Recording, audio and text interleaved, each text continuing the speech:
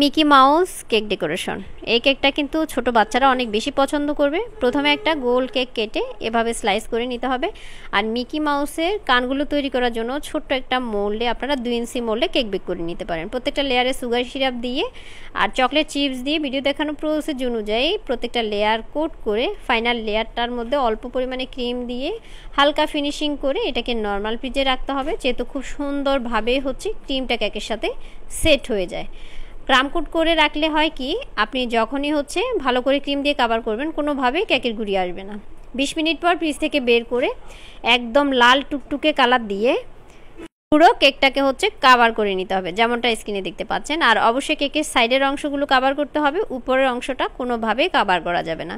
নিচের সাইডের অংশটা বর্ডারটা কভার করা হয়ে গেলে যে কোনো স্ক্রেপার অথবা নাইফের সাহায্যে ভিডিও দেখানো প্রসেস অনুযায়ী একটা ফিনিশিং আনার ট্রাই করতে হবে। আর এই কাজটা আপনারা মোটা কাগজ দিয়েও করতে পারেন। এরপর মিকি মাউস একটা টুথপিকের সাহায্যে ড্র করে নেওয়া হয়েছে, যেমনটা স্ক্রিনে দেখতে পাচ্ছেন। সেমভাবে আপনারা ড্র করে নিতে পারেন। ড্র করা হয়ে গেলে চকলেট গানাশ দিয়ে আবারও সেমভাবেই উপর দিয়ে মিকি মাউসটা এঁকে নিতে হবে।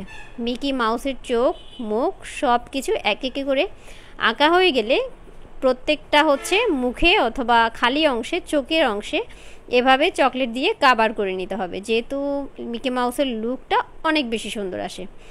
এরপর বাকি যে খালি অংশ আছে সেটাতে পাইপিং ব্যাগে ক্রিম নিয়ে ভিডিও দেখানো প্রসেস অনুযায়ী আপনারা এভাবে দিয়েই এটা ডেকোরেশন করে নিতে পারেন।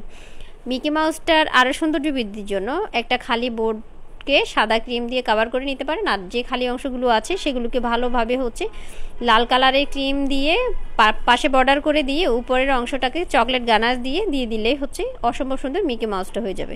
এটা কিন্তু খুব ইজি ওয়েতে ছিল, এটা কালেক্টেড ভিডিও ছিল।